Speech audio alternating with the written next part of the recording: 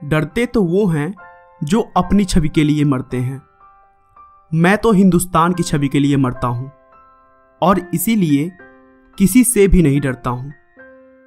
ऐसा कहना है दुनिया के सबसे शक्तिशाली लोगों में शामिल भारत के सबसे लोकप्रिय प्रधानमंत्री नरेंद्र मोदी का, जिन्हें हमारे देश की राजनीति की वजह से आप प्यार करें या फिर नफरत, लेकिन उनके कार्यों को अनदेखा नहीं कर सकते। दोस्तों, वैसे तो मोदी जी का जीवन बहुत ही साधारण तरीके से शुरू हुआ, मगर अपनी देशभक्ति, अपने जज्बे और अपनी मेहनत के दम पर उन्होंने ऐसी सफलता हासिल की जिसके बारे में कोई सोच भी नहीं सकता था। वे एक बेहद ही गरीब परिवार में पैदा हुए।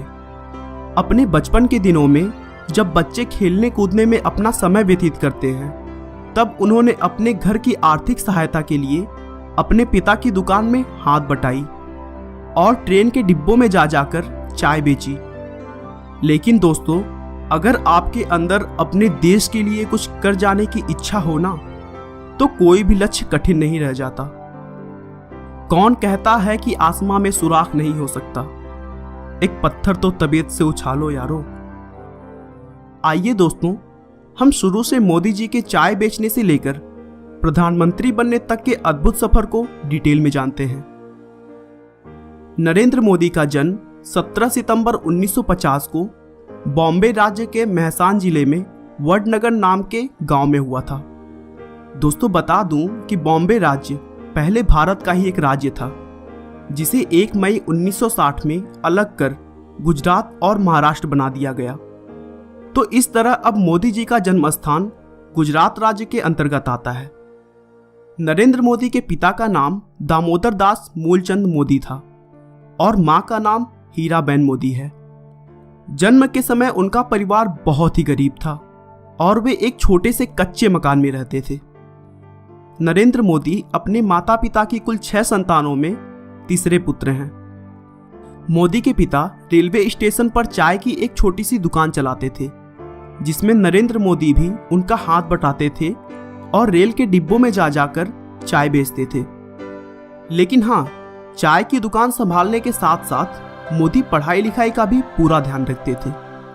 मोदी के टीचर बताते हैं कि नरेंद्र पढ़ाई लिखाई में तो एक ठीक ठाक छात्र थे, लेकिन वे नाटकों और भाषणों में जमकर हिस्सा लेते थे और उन्हें खेल कूद में भी बहुत दिलचस्पी थी।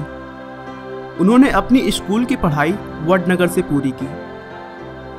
सिर्फ 13 साल की उम्र में नरेंद्र मोदी की सगाई यशोदाबेन चमनलाल के साथ कर दी गई और फिर 17 साल की उम्र में उनकी शादी हो गई।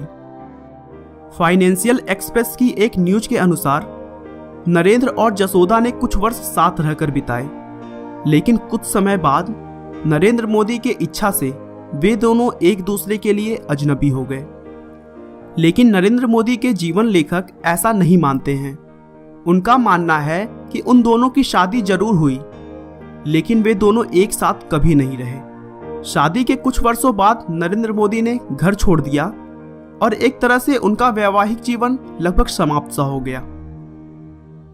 नरेंद्र मोदी का मानना है कि एक शादीशुदा के मुकाबले अविवाहित व्यक्ति भ्रष्टाचार के खिलाफ ज्यादा जोरदार तरीके से लड़ सकता है, क्योंकि उसे अपनी पत्नी, परिवार और बाल बच्चों की कोई चिंता नहीं रहती। बचपन से ही मोदी में देशभक्ति कूट कूट कर भरी थी। 1962 में जब भारत चीन युद्ध हुआ था, उस समय मोदी रेलवे स्टेशन पर जवानों से भरी ट्रेनों में उनके लिए खाना और चाय लेकर जाते थे। 1965 में भारत पाकिस्तान युद्ध के समय भी मोदी ने जवानों की खूब सेवा की थी। 1971 में वे आरएसएस के प्रचारक बन गए और अपना पूरा समय आरएसएस को देने लगे। वे वहां सुबह 5 बजे उठ जाते और देर रात तक काम करते।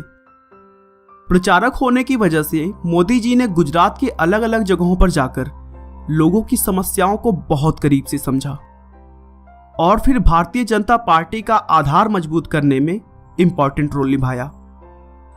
1975 के आसपास में राजनीति क्षेत्रों में विवाद की वजह से उस समय की प्रधानमंत्री इंदिरा गांधी ने कई राज्यों में आपातकालीन घोषित कर दिया था और तब आरएसएस जैसी संस्थाओं पर भी प्रतिबंध लगा दिया गया था।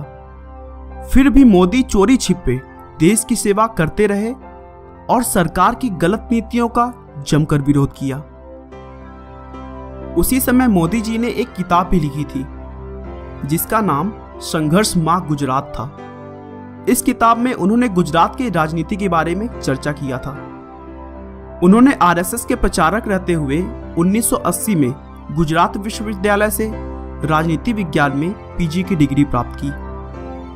आरएसएस में बेहतरीन काम को देखते हुए उन्हें भाजपा में नियुक्त किया गया, जहां उन्होंने 1990 में आडवाणी की अयोध्या रथ यात्रा का भव्य आयोजन किया, जिससे भाजपा के सीनियर लीडर्स काफी प्रभावित हुए।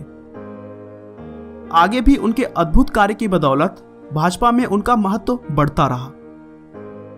आखिरकार मोदी की मेहनत रंग लाई और उनकी पार्टी ने गुजरात में 1995 के विधानसभा चुनाव में बहुमत में अपनी सरकार बना ली। लेकिन मोदी से कहासुनी होने के बाद शंकर सिंह बघेला ने पार्टी से रिजाइन दे दिया। उसके बाद केशुभाई पटेल को गुजरात का मुख्यमंत्री बना दिया गया और नरेंद्र मोदी को दिल्ली बुलाकर भाजपा में संगठन के लिए केंद्रीय मंत्री का रिस्पॉन्सिबिलिटी दिया गया। मोदी जी ने इस रिस्पॉन्सिबिलिटी को भी बखूबी निभाया। 2001 में केशुभाई पटेल की सेहत बिगड़ने लगी थी और भाजपा चुनाव में कई सीटें भी हार रही थी। इसके बाद भारतीय जनता पार्टी ने अक्टूबर 2001 में केशुभाई पटेल की जगह नरेंद्र मोदी को गुजरात के मुख्यमंत्री पद की कमान सौंपी। नरेंद्र मोदी ने मुख्यमंत्री का अपना पहला कार्यकाल 7 अक्टूबर 2001 से शुरू किया। इसके बाद मोदी ने राजकोट विधानसभा चुनाव लड़ा, जिसमें उन्होंने कांग्रेस पार्टी के अश्विन मेहता को बड़े अंतर से मात दी। मुख्यमंत्री पद पर रहते हुए मोदी ने बहुत ही अच्छी तरीके से अपने कार्यों को संभाला और गुजरात को फिर से मजबूत कर दिया। उन्होंने गांव-गांव तक बिजली पहुंचाई, टूरिज्म को बढ़ावा दिया, देश में पहली बार किसी राज्य की सभी नदियों को एक साथ जोड़ा गया, जिससे पूरे राज्य में पानी की प्रॉब्लम सॉल्व हो गई।